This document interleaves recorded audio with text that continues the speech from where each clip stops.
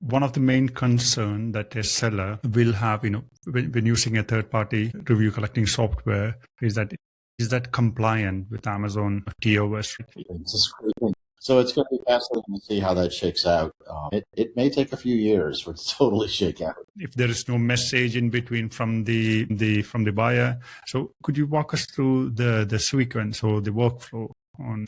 But we do everything possible to keep you within the guardrails. Is it possible to go outside the guardrails? They're using a normal Amazon's automated review system versus FeedbackFive. What's the uplift? We have had sellers, provide downloadable, recipe books and things like that. How would you make a robust system in order to show the true profitability? Ecom Squeezed podcast. Welcome back to Ecom Squeezed. I'm your host, Sebastian, founder of Retail-Outsource. And today we are joined by Jay, founder and CEO of eComEngine. So it's a service that offers for specifically for Amazon in terms of review collection, and there are a few other functions as well. So in today's episode, we are going to go into all this review collections and the workflow, and there are a few other things that we need to discuss. But let me welcome Jay to the show, first of all. Awesome. Sebastian, thank you for inviting me, and really appreciate talking to you today. So thank you. Great. So, Jay, could you give us a background, how you end up creating the company, what's the story behind it? Well, it like many companies, they don't often follow a perfectly linear path, but I really started out as a seller and just kind of a hobbyist, selling on eBay and then selling on Amazon. And this was back in 2006, before there really was an FBA program. So I started playing around and being a reseller primarily and selling just massive catalogs and data on Amazon. But one of the things I found very early on is I was talking with other people that were learning about this new thing called e-commerce, whether it was wholesaling or retail arbitrage. I started working with other sellers and I realized I had a real passion, even more for selling than for helping other sellers. And so I started doing consulting. At first, I just did it for free because it was fun. And then I realized, oh, this is a separate business. Maybe I need to start, charging for this. And so I started getting referred for a lot of, consulting work. And then later I hired some software developers and we started developing custom solutions for different brands and sellers. And that's really how eComEngine was started. It was really a passion project that came out of, helping sellers to be strategic and using good technology solutions to be able to succeed and thrive. So our mission is really still the same. The world has changed quite a bit since 2006, 2007. The market's a lot different, a lot smarter now than it was, a lot more mature, but the mission's still there. And, we really love helping sellers and helping them to be thoughtful and strategic and hopefully long-term businesses, not just a flash in the pan, but setting up a business that can grow and deliver value over a longer period of time. Great. Means I was looking before this call, I was looking into your website, eComEngine, and I can see that you have three different softwares. It's listed under that's FeedbackFive, Seller Pulse, and Restock Pro. I'm quite interested in FeedbackFive because just to give us what it does means in terms of collecting the review. This is one of the main pain point of a seller to collect reviews, and Amazon is very strict on how you collect that review. And it's only gotten stricter. Yeah. We've been at this business since the very early days of Amazon, and really when we started with feedback, Amazon would give you the seller's real email address, not just a coded email address. And so we've really been doing this a long time and following Amazon's rules as they have progressed over, well over a decade. So first was feedback and then product reviews. And Amazon has, evolved their rules to protect their own marketplace, but also, I think, trying to preserve a genuine relationship between the seller and the buyer. Because if you totally get rid of that relationship, then everything becomes non-personal, and Amazon knows that doesn't work as well over time. People want to connect with brands, they want to connect with sellers. Buyers want to connect with brands and sellers, and you can't depersonalize it. So part of asking for feedback and part of asking for product reviews is about that personal connection between the seller and the buyer. And then you're, alluding to the challenge of monitoring reviews. And that challenge has only increased because Amazon for a long time has, discouraged, made it more difficult to get reviews in a programmatic way. And that's still the case. And so we ourselves are acknowledging some new rules that Amazon has, and we're modifying our software to still provide as high a value as we can to our customers while still being very compliant with all of Amazon's rules. And that's evolving over time. And we just don't know where Amazon will change on that. But obviously they care about their reviews. They want to protect them. And so it is much harder these days for sellers to have access to their reviews. And then from obviously they'd like to monitor the reviews of other sellers as well. Now, to Amazon's credit, they do have some powerful APIs which will provide some important summarized and strategic data on reviews. And we're committed to exposing that to our users in a very strategic and useful way. But it's not quite the same as actually having the pure text of all of the reviews that come out. So, yeah. Yeah, that's true, Jay. And one of the main concern that a seller will have, when using a third-party review collecting software is that, is that compliant with Amazon TOS, right? In the past, there were a lot of incidents. Amazon have suspended their accounts and stuff like that. So there are a lot of horror stories. So to those sellers, what will be your advice? What you will say? Well, I couldn't agree more with the concept that as a seller, you need to be cautious about maintaining compliance, and it's not worth taking a risk. And so our position, we're a certified solution provider by Amazon, and we have to undergo, third-party audits on occasion to make sure that we're following both European rules and US rules and Amazon rules. Amazon will have a third-party auditor look at us and examine a lot of what we do. And so that's really important for us. We've always been what we call a white hat provider. We try to really protect our sellers from any violation of Amazon policy. And so that's always been our perspective from day one. Even sometimes before an Amazon policy comes out, we try to anticipate it and prevent people from getting in trouble. Does that mean it's perfect? No, because Amazon will flag all kinds of things that you haven't necessarily done. But, when that happens, we'll go to bat and we'll show them. But, whether it's coming to feedback requests or product review requests or all kinds of things, those rules have evolved. They've become very tight. And by necessity, we have to keep abreast on that and make sure that our software kind of helps our sellers to stay within those boundaries.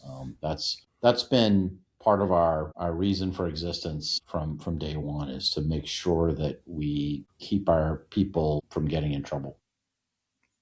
Yeah. And, Amazon changes the policies and everything, everything. It's very hard to keep up, right? It's very tough. All the time. And there's some fascinating things going on right now, which is not necessarily on the seller's radar, but that Amazon sued Perplexity, which is a major AI platform. And then there was a temporary injunction that was suspended. This is going on, and this is taking place right now in federal courts in California. And that's a fascinating case, a legal case in the United States that is just at the very beginning of that case. And it's gonna have I think a broader impact on the e-commerce ecosystem, how that case plays out. So, because Amazon's browser was, essentially scraping Amazon and allowing people to purchase through their agentic browser. And then the question is that allowed? And what are the rules around that?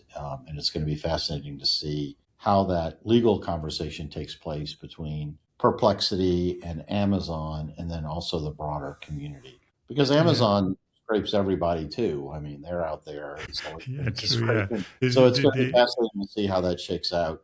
And it may take a few years for it to totally shake out. So yeah, of course, Amazon do check prices on everywhere, basically, everywhere. and it's everywhere. So they do the same stuff. And I Yeah. think they are scared about, one of the main income is through ads, right? So if You the bet. AI is scrolling through, they might miss out on the ad side, right? So Absolutely. maybe that one of the reasons. Yeah.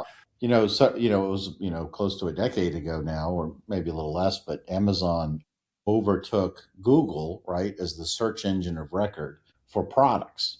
Google still owns the search engine business for other things, but if you're searching for a product, people go to Amazon to search for products, even if they're not necessarily buying on Amazon, even if they want to buy at the local store, they're often searching and understanding about products on Amazon. Of course, Amazon wants them to buy on Amazon, but people use that, and that it is the search engine for and the place where people go for products. And one big reason for that is, of course, is the reviews. Very powerful, and naturally they want to protect the value of their reviews. Now, how that's going to work out long term legally is a very interesting question. Yeah, true. And Jay, for a seller point of view, Amazon have inbuilt automatic review collection, right? So for a seller, we say, oh, Amazon already have that option. Why should I bother taking a third party to collect reviews? For Yeah. those sellers, what will be your answer?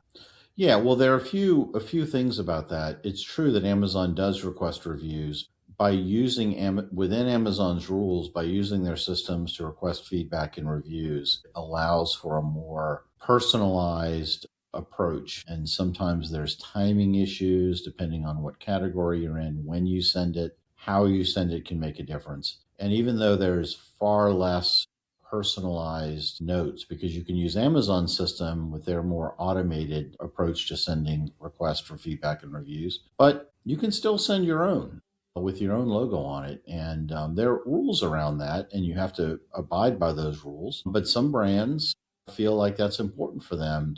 It's an opportunity it doesn't cost anything, and you have to follow the rules, but having that personal connection between buyer and seller, between brand and buyer, can be meaningful and can be enhanced to some extent with that personalized review request. That still does happen, and it's still real, and some people find value in that. So we support that. Probably one of the few platforms that support that, but Amazon does as well. And there was a time when Amazon encouraged it. They're much more less likely to be touting it. But I remember years ago, a spokesperson for Amazon Marketplace called me about an article I had written about this very thing in Entrepreneur Magazine or something like that. He said, this is exactly what we want. We want to create a personalized relationship between the buyer and the seller. And what you all are doing is great. Now, things have changed a lot since then, but the principle is still there. The brand and the seller, if you're on 3P Marketplace, you're on 3P, you're the seller and you're the retailer, and you own that relationship in a certain way. And it's important that Amazon respect that and encourage it. And it's part of what makes the magic of their marketplace work over the last several decades. Great. And in terms of, you said we can customize it, right? Yep. Great. So can we set a frequency saying, okay, the buyer purchased the item, it was delivered, and then the follow-up request will go after like 3 days. Yeah. If there is no message in between from the buyer. So could you walk us through the sequence or the workflow on how this Yeah, whole there are process looks definitely a like? lot of parameters that you can set in terms of timing. You can also filter. I don't want to request for these products, or for this type of product, I want to request at this time. Sometimes you want to ask for it right away. Sometimes you want to wait a little bit. And there's definitely a strategy around sequencing about when you ask. Sometimes people will look at the time you ask. Sometimes you'd rather ask on a weekend. Sometimes you'd rather ask on a weekday. There's lots of theories around that. And some of those theories are very useful and valid, although they are not global. They can change depending on the customer target and the category you're in. But there is strategy around that. It can make a difference. And there are sellers that use that. And we do offer the maximum amount of customization that Amazon will permit, which admittedly is more limited than it used to be, but in terms of timing, in terms of when it's sent, the time of day, and then the content as well, offer the maximum of versatility that Amazon will allow. Great. And in terms of the follow-up, so normally how many times you would follow up? Let's say the first time there was no reply, and the second, third, how does it look like? Well, it used to be that you could send multiple requests, and we don't allow that. And now, personalized responses, that's different. But automated requests, Amazon frowns and has frowned for some years, although that used to be a very common practice, maybe too common. We've never been a big fan of nagging buyers. Early on, when other providers, other of our competitors were encouraging a lot of emails, we were discouraging it. So I wish I could agree with you on that, but we've always been a very cautious. We've wanted to take a conservative route when it comes to any kind of automated messaging. And now we don't have to manage an opt-out program, but we've always had an opt-out program as well, and have tracked repeat buyers and things like that as part of what we do for FeedbackFive. And Jay, when we send this the message to the buyer asking for a review request, will I have the option to customize it? So you have a template, but the problem is that some of the words can be against Amazon's TOS. So how do you prevent that? If you give full freedom to me, violating Amazon's terms of service, no. But we do have guardrails, and we do provide guidance, and we do encourage people. And sometimes we have done audits to go through and preemptively notify people to be careful. That's less of a concern now because people tend to be, they already are cautious. But if you want to violate Amazon's rules, it's hard to prevent you. But we do everything possible to keep you within the guardrails. Is it possible to go outside the guardrails? Yeah, it's possible, but we haven't had. The system we have in place has been remarkably resilient in recent years. We have had very few issues, and we do, kind of do our best to keep anything we send compliant with Amazon's rules. And this is all the more important now because we can do an AI analysis of those, but Amazon does as well. And so it's very easy for them to flag. They see all those emails. They can flag it if it's a problem. It's not worth it taking a chance. So yeah, very true, Jay. And in terms of you assume you should have got hundreds of thousands of reviews through FeedbackFive, right? Millions, yeah, millions. Okay, let me rephrase it. Millions.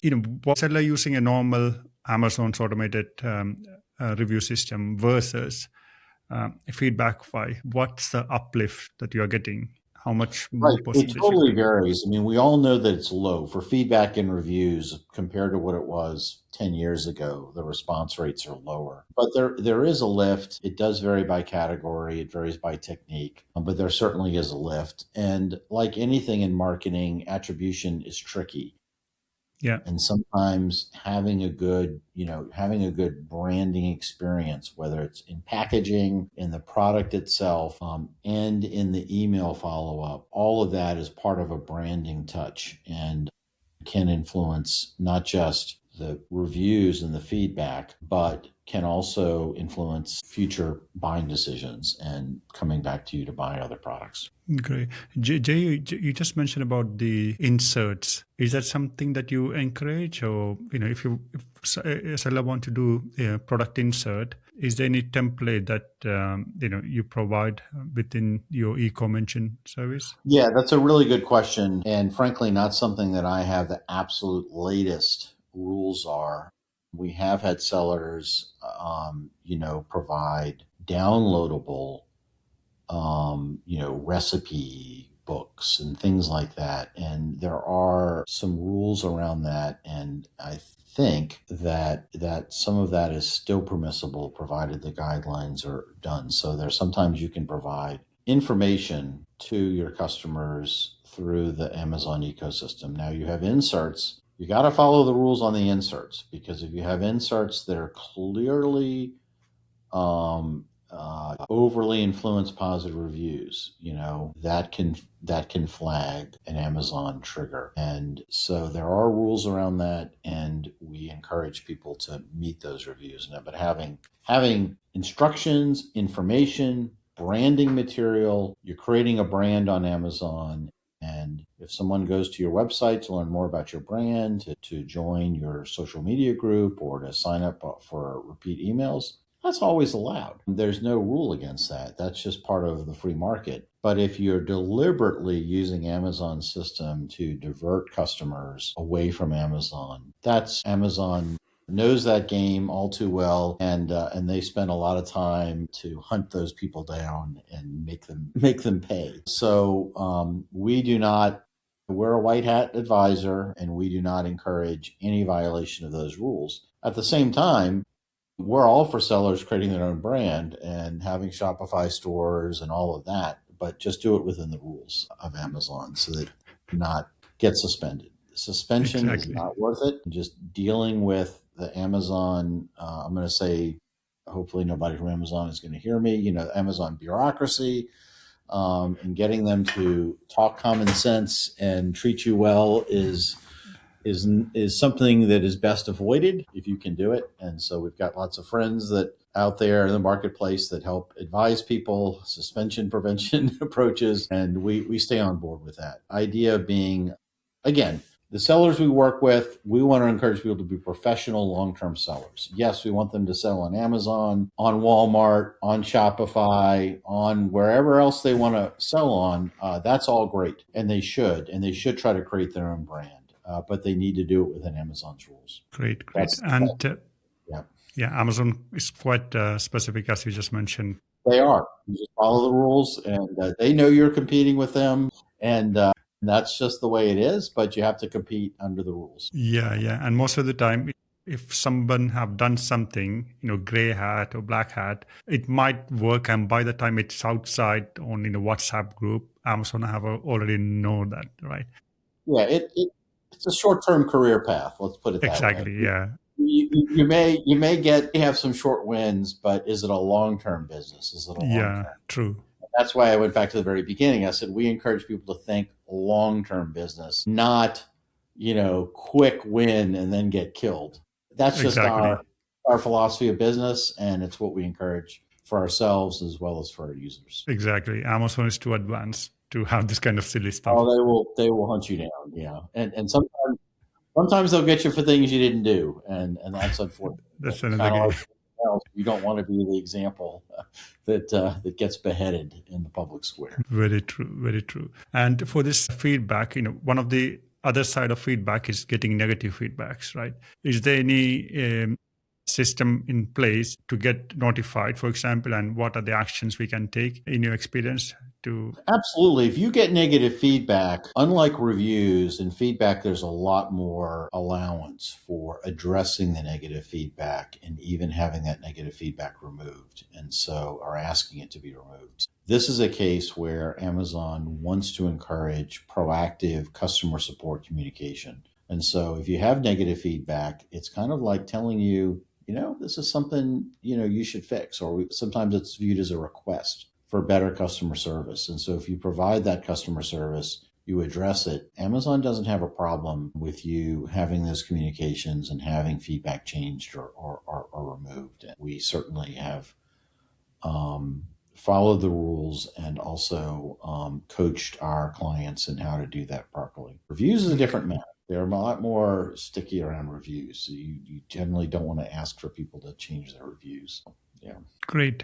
And I know we are almost out of time. So I just want to touch base on the seller pulse second. You said protect your Amazon listing. So, and when I checked, it was also mentioning that it will monitor the listings and to make sure if there's any changes made, or, I'm not sure if you take a screenshot of it. So if you can just give me an overview of what it does exactly. Yeah, we can definitely provide you with some information. But really the concept of seller pulse is to simplify analytics into a dashboard framework that helps you to think like a business owner for your business. And the world of Amazon is a world of constant opportunity, constant problems, et cetera, et cetera. But there are certain things that are always true and that have been part of accounting for over 1,000 years, and that finance is always there. And it doesn't matter what AI does. At the end of the day, you have to be profitable and you have to have a good return on investment if you've got inventory that's stuck, not turning, et cetera, et cetera. And there are very clear ways of laying that out for the business owner. How is your business doing? Every single SKU that you sell is kind of a mini profit engine for you. And there's a path, there's a funnel for each SKU. And there's all kinds of things that can go right and all kinds of things that can go wrong. And we view that as a profit engine that should be monitored. And the bottom line of that engine is are you making a profit and are you getting good return on your inventory investment? And that's something that we can expose to you on a regular basis. And we can identify aspects of your profit engine that are within spec and then things that are going out of spec. And things that are going out of spec, we want to let you know about that because that could be impending issues. And so by doing this and by making it very, very simple to look at your company operationally like this, we want to cut through the noise and enhance the signal and allow you to be very strategic about managing your business. We want you to have time to go out and chase after new products, new ideas, new ways to optimize your ad budget, for example. All of those, and there always will be new things going on in that regard, and that's good. In order to have, if you're a business owner or brand owner, in order to have time to be able to do those things, you need to make sure that your basic core processes and profitability is being watched and protected. And that's what we are attempting and doing with Seller Pulse. And we want to make it simple. Analytics now, anybody can do analytics. You can hook up your chat, your whether it's Claude or Chat GPT or whatever into a server, MCP server, and do all kinds of fun stuff. And it's great and it's fun. And that's all good. But at the end of the day, you have to keep to you have to know the basics. Those are never going to change. And you can't miss the forest for the trees. And we want people to focus on, are you making money? And if you're losing money, we want you to see that and be able to act on it in a systematic way sooner rather than later. And if you want to be in business next year and the year after and keep paying your employees and paying yourself, you have to have that discipline. And I'm an entrepreneur, and many other Amazon sellers by nature are entrepreneurs, and having that discipline is not necessarily what comes first for us. We like to go chase after new things, and our process is designed to help discipline and then help you to delegate to other people on your team, or increasingly nowadays, delegate to an AI bot to do something for you. But it's still a delegation, and there still has to be accountability, and we're enabling that. Even Amazon acknowledged in the last few weeks, they have had some outages, if you may have seen the news, and then, this was AI-generated code. I said, well, yeah, but AI-generated code, who's responsible for that code? I said, the AI is not going to take responsibility. They're not going to show up at the meeting and say, oops, they may say oops, but they're not a responsible agent in the same way that a human being is. And having human beings in place if you're delegating to an AI bot, which we're going to be seeing more and more of, there needs to be human beings in line that are responsible and that are accountable for what those AI bots are doing. And that's part of a mature business framework. Yeah, and that's true. Amazon is teaching us that right now, just in the last few weeks. Yeah. That's true for Seller too. Yeah. Yes. True for too. I went to a Prosper show a few days ago, last week. It was a great show. Everybody's talking about AI. There's all kinds of wonderful things about AI. It's magic. And it is magic in many ways, but you still have to have accountability. And I think our tool is designed to, of course, it's going to use AI or show you how AI can be used, but you still have to have that bottom line accountability. Is it working? And only human beings can have that. But that's very true. And in terms of profitability, I think you will be getting all the reports from Amazon, right? But with so many reports from Amazon, how you're calculating with your system, because it's very hard to align everything.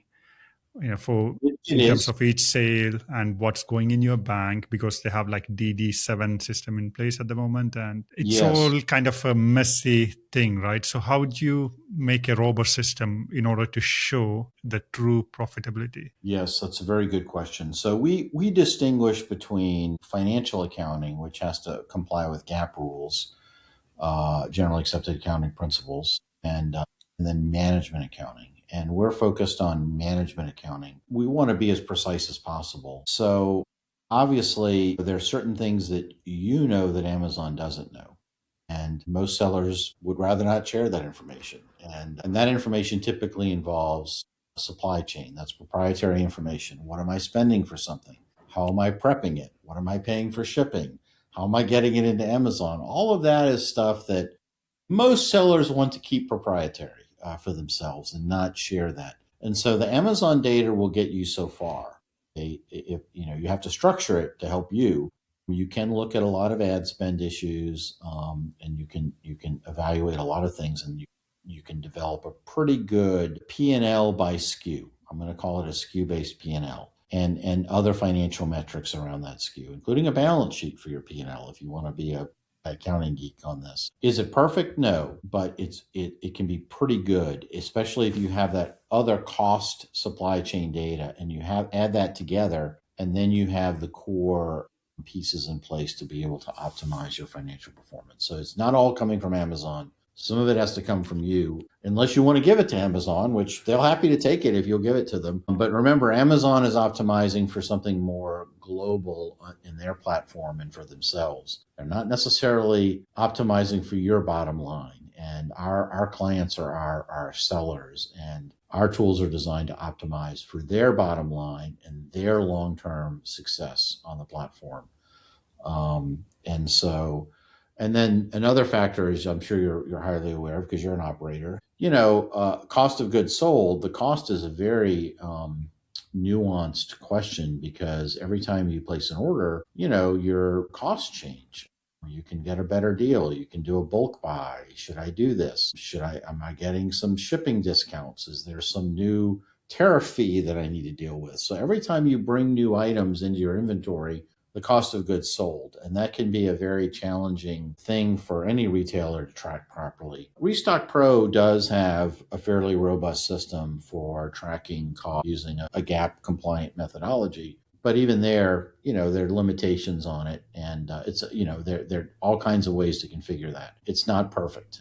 But what we do is focus primarily on managerial accounting. And if you want to do something GAAP compliant, we can certainly support you for doing that. We're focused on a certain thing, optimizing your FBA business and getting that right, which I think is a big important thing.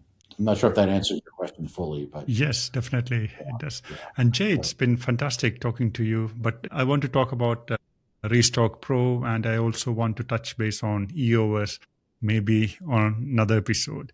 Absolutely. I would love to do it. It's a big topic, right, on its own. We can spend Restock hours Pro on is a great topic. Yeah. And EOS too, which has a lot to share. We think that everything's going to be run by agentic AI, but you still need tools like EOS. More power there than people realize. Exactly. EOS kind of fascinating if you look into it. Yep. With the AI and everything. And for the viewers, Jay, where can they find you? If you can tell us the website, and if you offer any free trial or any discount codes. We have free trials for all of our tools: eComEngine.com, FeedbackFive, Restock Pro, and of course Seller Pulse. It's available for free trial. You can reach out to us if you want to meet with somebody and talk about anything. We're happy to do that. And of course, I'm on LinkedIn. Anybody can reach out to me on LinkedIn. So great. Thank you. It's been great talking with you. Yeah. Nice to talk with you, Jay. So all the links are down in the show notes. So please do check it out. So it will be Jay's LinkedIn profile and the website as well. So please do try it out. No affiliation there. It's pure talk. So thanks a lot for watching. Thank you. Cheers, Jay. Okay. Bye-bye.